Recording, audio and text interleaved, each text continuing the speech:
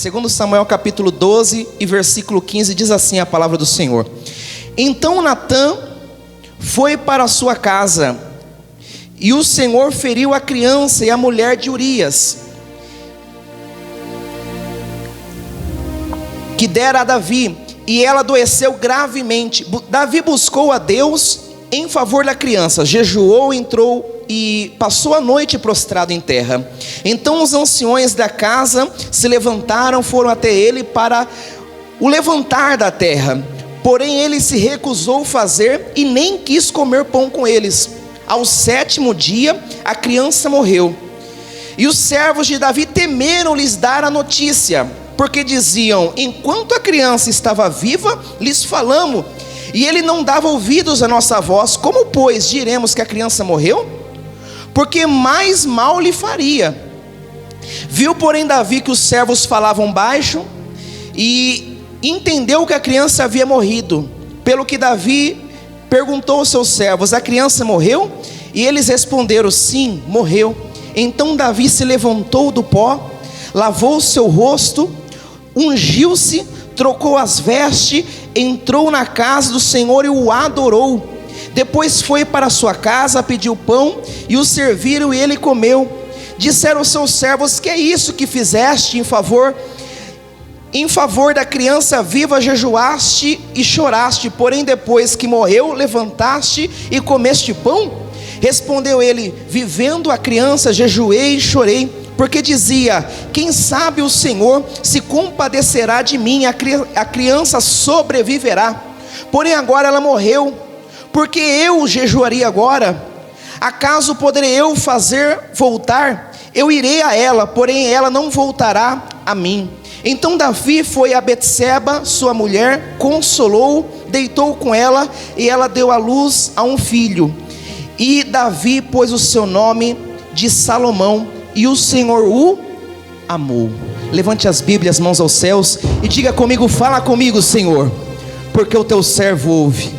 Toma o seu assento, desocupa as tuas mãos e bate palma bem alegre para louvar e engrandecer a Jesus aqui nessa noite.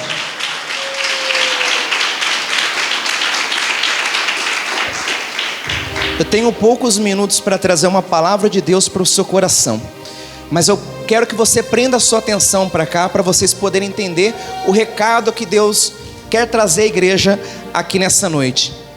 A Bíblia fala para nós, e é um dos temas menos pregados nas igrejas, se falar contra o pecado. Davi, ele em tempos de guerra, no capítulo 11, diz que ele enviou o seu exército, ele enviou os seus soldados para guerrear, porém ele não foi guerrear. Ele poderia ter consultado o profeta, ele poderia ter consultado o seu conselho e dito: será que Deus quer que eu vou na guerra? Qual é a estratégia que ele me deu para a guerra? Como diversas vezes ele fez. Mas pelo contrário, a Bíblia diz para nós que ele não foi para a guerra. E em tempos de guerra o crente nunca pode parar de lutar. A Bíblia fala para nós, meus irmãos, que a gente deve lutar pelas nossas convicções. Eu sei que muitos de nós cansamos no meio da batalha, mas lugar de soldado é na peleja, lugar de soldado é na guerra. Como é que podemos dizer que somos valentes, que somos soldados lutadores, se nós fugimos da batalha? Se quando o Golias se insulta dizendo: cadê o povo do Deus vivo? E a gente se acovarda como Saul, como é que o nome do Senhor vai ser glorificado entre as nações? Se a igreja, quando vê, meus irmãos, o evangelho sendo ameaçado, quando vê, meus irmãos, as pessoas até mesmo afrontando a igreja, a gente se acovarda. Mas a Bíblia fala para nós que nós devemos lutar pelas nossas convicções. A Bíblia fala para nós que nós devemos lutar, meus irmãos, pela nossa salvação. No livro, meus irmãos, de Mateus capítulo 11, versículo 12, fala para nós que os céus, o reino dos céus, ele é tomado à força. Eu sei que muitos de nós, no meio da batalha, acaba se cansando, mas a Bíblia fala que é na guerra, é na peleja que você conquista a sua coroa, que você conquista a sua salvação. Então não pode parar de lutar pela sua salvação, não pode parar de lutar pela salvação da sua família. A Bíblia fala para nós que nós não podemos parar de lutar. Parar de lutar pelo quê, pastor? Parar de lutar pela nossa família. Creia no Senhor Jesus que será salvo tu e toda a sua casa. Se você não crê, meu irmão, você perde a batalha. Mas se você crê, se você busca pela sua família, você vai alcançar a vitória da parte do Senhor. A Bíblia fala que o crente nunca pode parar de lutar. Parar de lutar pelo quê, pastor? O crente nunca pode parar de lutar pela sua fé. O apóstolo Paulo, no final da sua vida, no livro de 2 Timóteo, capítulo 4 e versículo 7, ele diz: eu combati o bom combate, eu terminei a carreira, mas eu guardei a minha fé, eu lutei por ela, e agora me resta o prêmio que lá nos céus eu vou encontrar da parte do Senhor. Eu não parei de lutar, aleluia, Jesus. Mas Davi, ele para de lutar em uma certa época da sua vida, porque o palácio era uma vida rotineira. Imagina que se levantava, ouvia problema, resolvia problema, voltava a dormir. Era uma vida cansativa, não existia internet, não existia rede social, não existia nada, meus irmãos, de entretenimento. Então a Bíblia fala para nós que ele um dia, já cansado de várias pelejas que ele tinha lutado, agora ele deixa de ir para a guerra. Ele não vai lutar, mas ele fica ocioso, ele fica desocupado. Ele não vai lutar na peleja, mas ele fica na casa. E no momento que ele está na sua casa, a Bíblia fala para nós que ele vai ter uma das piores tragédias da vida dele, porque isso desencadeou uma sequência, meus irmãos, de justiça da parte de Deus contra a vida dele, pelos crimes que ele cometeu. A Bíblia fala para nós que no momento que ele está ali no terraço da casa dele, ele começa a observar que lá embaixo, na casa de Urias, existia uma mulher. Ela era casada, de aliança. Ele pergunta para os soldados, pergunta: quem é aquela mulher?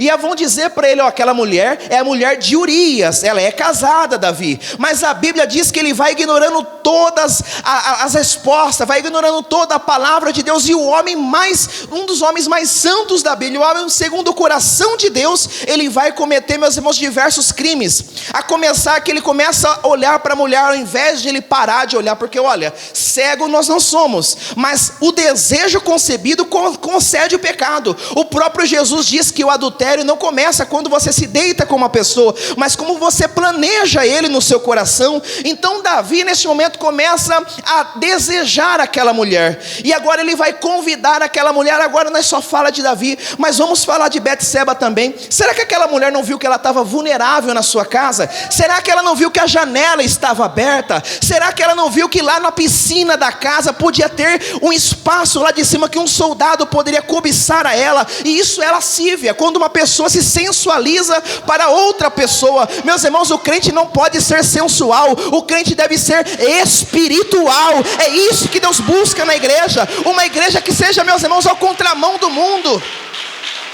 E no momento, meus irmãos, em que aquela mulher está vulnerável, exposta, as pessoas que podiam olhar, a observar, neste momento diz a palavra do Senhor que ela é chamada para ir no palácio. Agora, se você sensualizou, agora começa o crime a acontecer, porque neste momento ele vai, meus irmãos, e chama ela para casa, conversa com ela, se deita com ela, e de repente, meus irmãos, lá vem a notícia para Davi, porque passou-se uma semana, se passou um mês, e vem a notícia: Davi, a mulher que você se deitou, ela está grávida.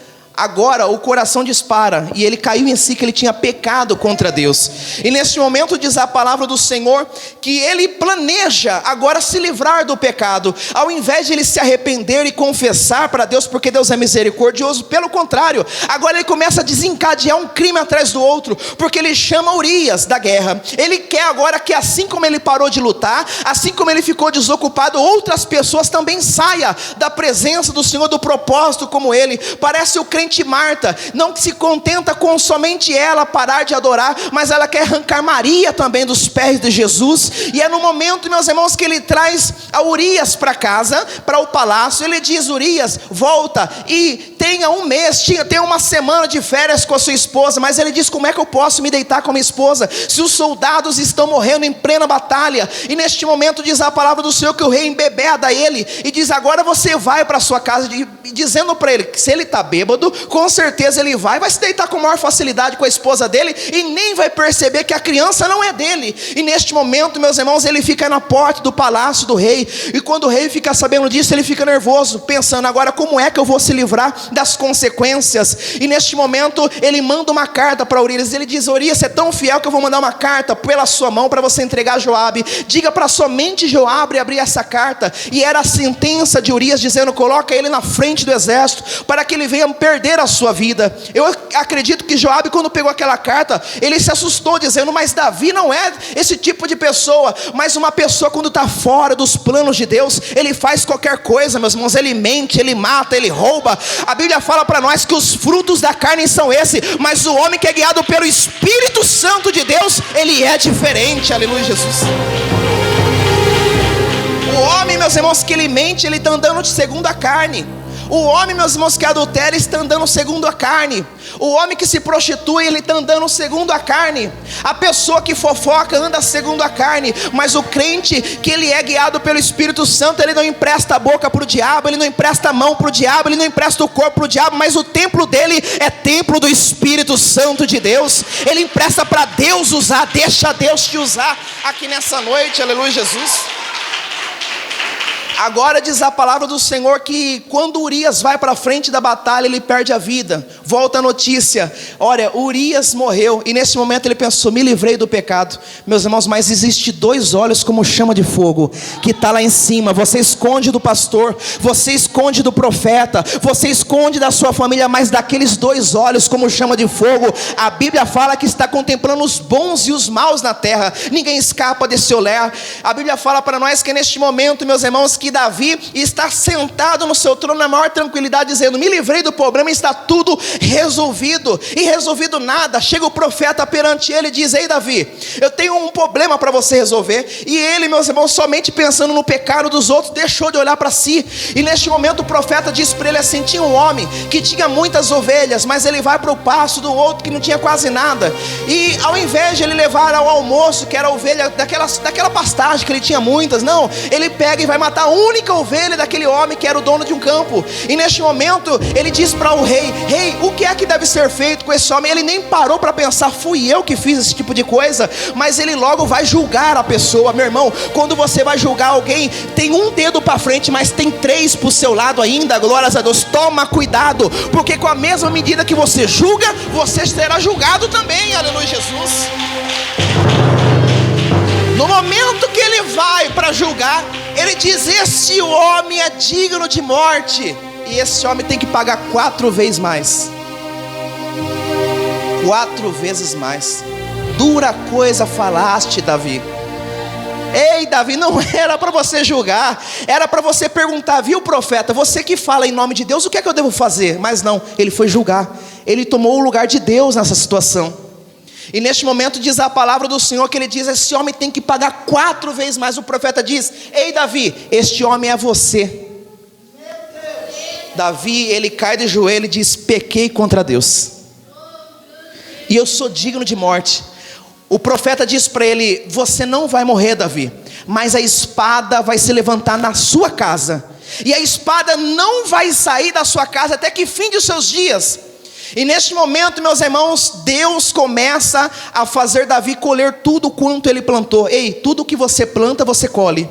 Gálatas capítulo 6, versículo 7, não erreis, porque tudo quanto o homem semear, isso também se fará. Se você planta coisas boas você colhe. Mas se você planta coisas ruins, não venha reclamar de Deus, que Deus é ruim, que Deus é injusto, porque tudo que você semear, isso também você colherá. Mas olha, eu digo uma coisa: se você semear coisas boas, espere o melhor de Deus que está chegando para a tua vida. Aleluia, Jesus.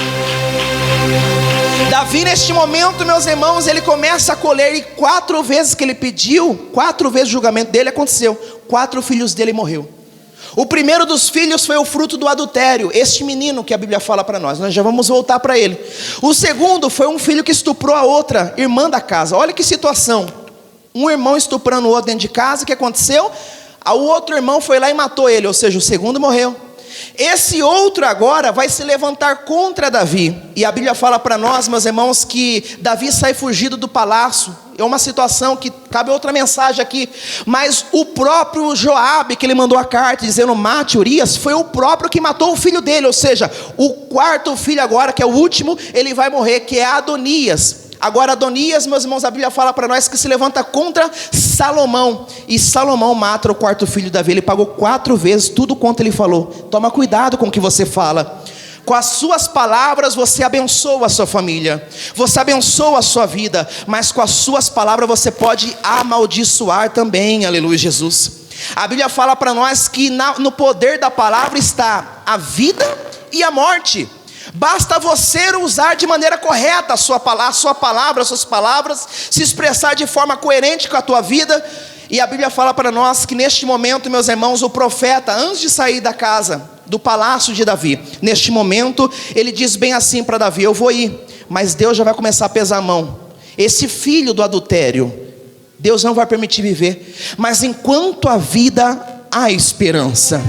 Eu não sei se você sente o peso dessa palavra, mas enquanto há vida, há esperança. Davi disse: se a criança ainda está viva, eu posso reverter a situação. Meu irmão, não existe o que a oração não pode fazer. É claro que existe a semeadura, mas existe também o poder da oração. A Bíblia fala para nós que Nínive estava condenada a morrer, mas pela humilhação, o povo se vestiu de saco de cinza. Eles jejuaram por um período, eles clamaram a Deus, e Deus mandou o profeta voltar e dizer: olha, Deus não vai destruir essa cidade, mas Deus está abençoando. Deus se agradou do propósito do coração de vocês.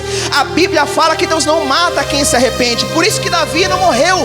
E neste instante diz a palavra do Senhor que Davi vai fazer o seu jejum de 7 dias, 7 dias sem comer, 7 dias orando, 7 dias em consagração a Deus, buscando pela palavra e dizendo: Senhor, eu vou me vestir de saco, eu vou me vestir, meus irmãos, em ato de humilhação a Deus. Eu vou vestir com a roupa que não é real, não é a roupa de rei, eu vou me vestir de roupa de servo. Eu vou agora me deitar no chão, porque era um sinal de humilhação a Deus também. E nesse instante, meus irmãos, o rei, ele vai descer na mais baixa posição para se humilhar a Deus. E nesse instante, meus irmãos, ele fica ali.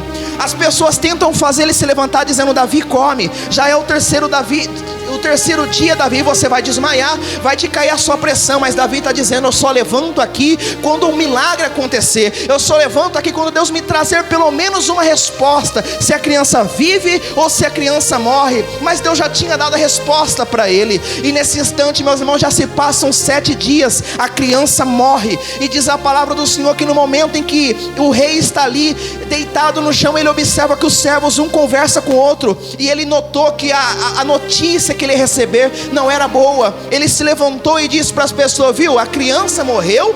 As pessoas estavam com medo de dizer para ele, e ele caiu na mais profunda angústia, dizendo: se ele já está assim antes da criança morrer, se nós der notícia que a criança morreu, ele desaba aqui. Como que fica o emocional do nosso rei? Mas a Bíblia fala para nós que Davi tem a sensibilidade de aceitar que o propósito de Deus, que a vontade de Deus é maior do que a nossa, que a vontade nossa é uma, mas a vontade de Deus é soberana, aleluia Jesus.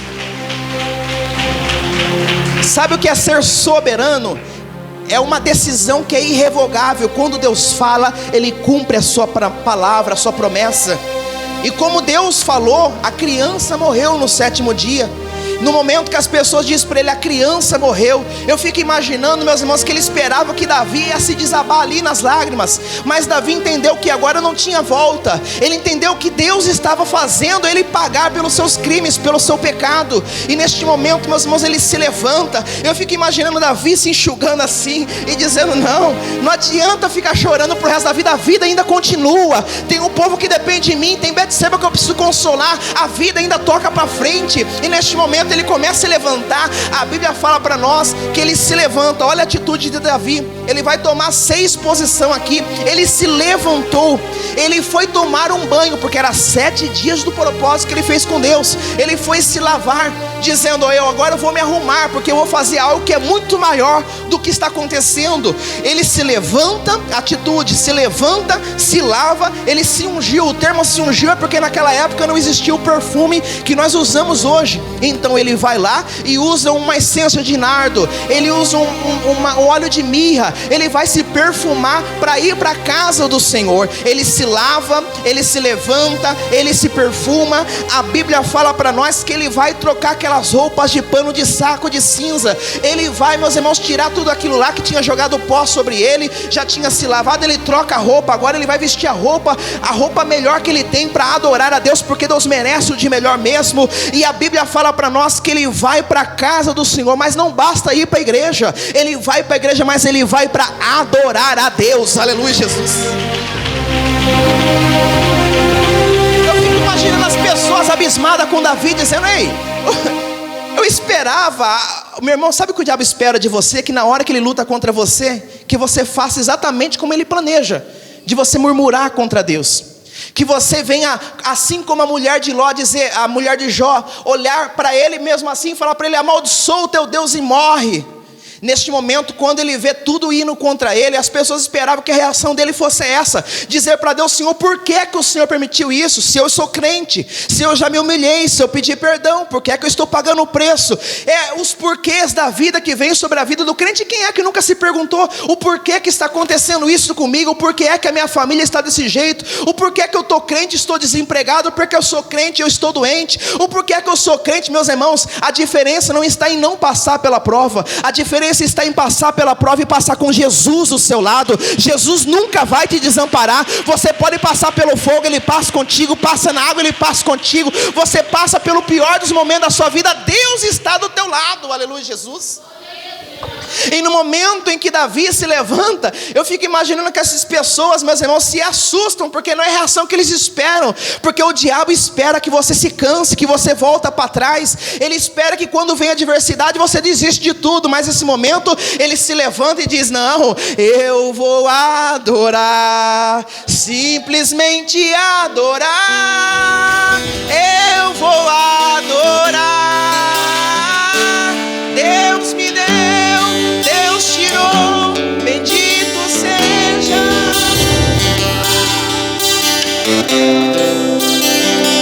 A Ele a honra, a Ele a glória e o louvor. Eu fico imaginando que as pessoas não esperavam essa reação de Davi, esperava que ele ficasse no pó, que ele ficasse derrotado, mas nesse momento ele se levanta e diz: eu vou adorar. Eu fico imaginando, meus irmãos, aqueles Salmos 42, os Salmos 42, o versículo 11, a Bíblia fala para nós que é de Davi a autoria, e ele pergunta: por que te abates, ó minha alma, dentro de mim? E por que se perturbas? Porque ainda eu louvarei a Deus. Você sabe que você hoje está no vale, mas amanhã Deus vai exaltar você.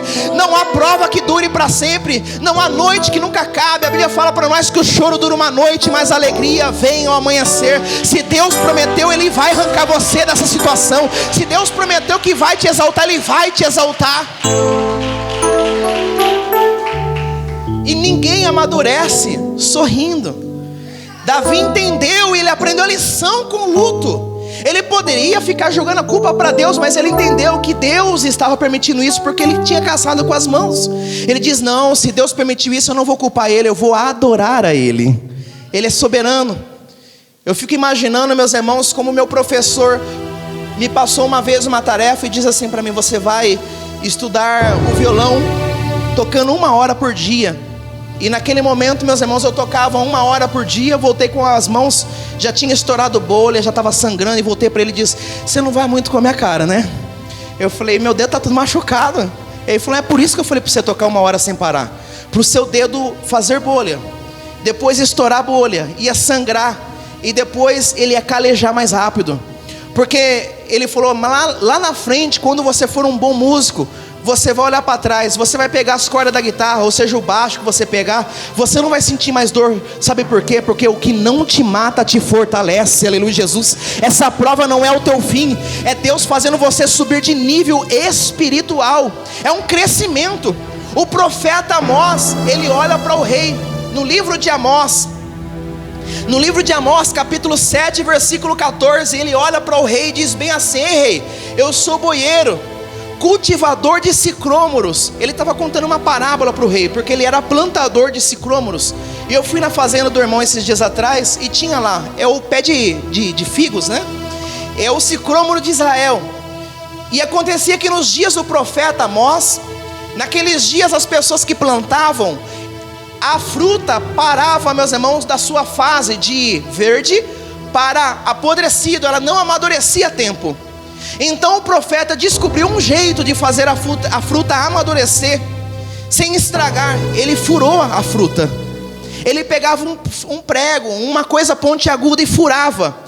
Aquele furo fazia entrar água do orvalho, da chuva, fazia entrar o oxigênio, fazia entrar aqui naquela fruta, meus irmãos, o que ela precisava para amadurecer. Aquele ferimento na fruta não era para fazer ela apodrecer, não era para machucar ela, mas era para ela amadurecer. E neste momento, quando ele plantava, ele colhia. Ele conseguiu, meus irmãos, nos dias dele descobrir essa tática. Ele falou para o rei: ei rei, contando em outras parábolas, dizendo: ei rei, eu tenho experiência com Deus, eu tenho uma bagagem, rei. Você acha que eu vou desistir por pouca coisa? Mas aqui tem experiência com Deus. Eu estou falando para você aqui nessa noite que Deus está furando certos crentes no nosso meio. Furando para quê, pastor? Está doendo demais. Furando para o seu crescimento. Porque se não fosse essa prova, se não fosse essa luta, você não ia crescer espiritualmente. Deus não quer crente mimado na fé. Deus não quer crentes que apenas, meus irmãos, vêm aqui, mas não entendem o propósito da dor. Neste momento, quando Davi se levanta, meus irmãos, ele vai para adorar, porque ele entendeu o que Deus estava fazendo na vida dele. A Bíblia fala para nós que todas, não é algumas coisas, todas as coisas cooperam para o bem daqueles que amam a Deus. Se você está no centro da vontade de Deus, tudo vai conspirar ao seu favor. Aleluia, Jesus. Você tem que entender que para você chegar nesse período que tudo vai dar certo, você tem que passar por experiências. Você tem que crescer, você tem que se amadurecer. Se eu perguntasse para a irmã Ivone aqui nessa noite, que é uma das crentes que mais tem tempo nessa igreja, se eu perguntasse para ela se a vida foi fácil nesse período que ela aprendeu, até mesmo na sua vida ou do ministério, ela diria para nós que passou por muitos vendavais, por muitas provações, mas o que não matou, fortaleceu. Uma terceira pastora da Igreja Deus Amor. Agora eu digo para você, da mesma forma que Deus trabalhou na vida da serva do Senhor, está trabalhando na sua, está preparando você para ser missionário, você para ser pastor, você para ser evangelista, e tudo isso é um processo de Deus. Passe pela prova, mas entenda que Deus, Ele vai cumprir todas as promessas na sua vida. Aleluia, Jesus. Aleluia, Jesus. A jovem Maria Eduarda pode preparar para louvar. Agora eu quero falar para a igreja uma coisa, que tudo isso que Davi passou, ele perdeu um filho, para ganhar o quê? Eu sei que você conhece a história do profeta Samuel. O profeta Samuel tem uma história espetacular na Bíblia. O choro de Ana, o nascimento dele. Mas Salomão teve uma história semelhante, porque ele nasceu no meio das lágrimas. Davi vai para casa, consola Betseba. A Bíblia fala para nós que ele se deita com ela. 9 meses depois, está nascendo um dos maiores reis de Israel. Porque até então Davi não tinha uma pessoa que poderia substituir ele no trono. Mas Deus vai honrar todas as expectativas de Davi, porque através desse luto, através dele adorar a Deus, nasceu Salomão, um dos maiores reis de Israel. Sabe por quê? Porque as bênçãos do Senhor vai vir assim sobre a sua vida, se você passar, e será aprovado por Deus. O que Deus vai mandar para a sua vida, meu irmão, vai ser prosperidade, vai ser milagre. Você vai viver o melhor dessa terra, em nome do Senhor Jesus Cristo. A jovem vai estar louvando ao Senhor, palmas bem alegres, glorificando a Jesus.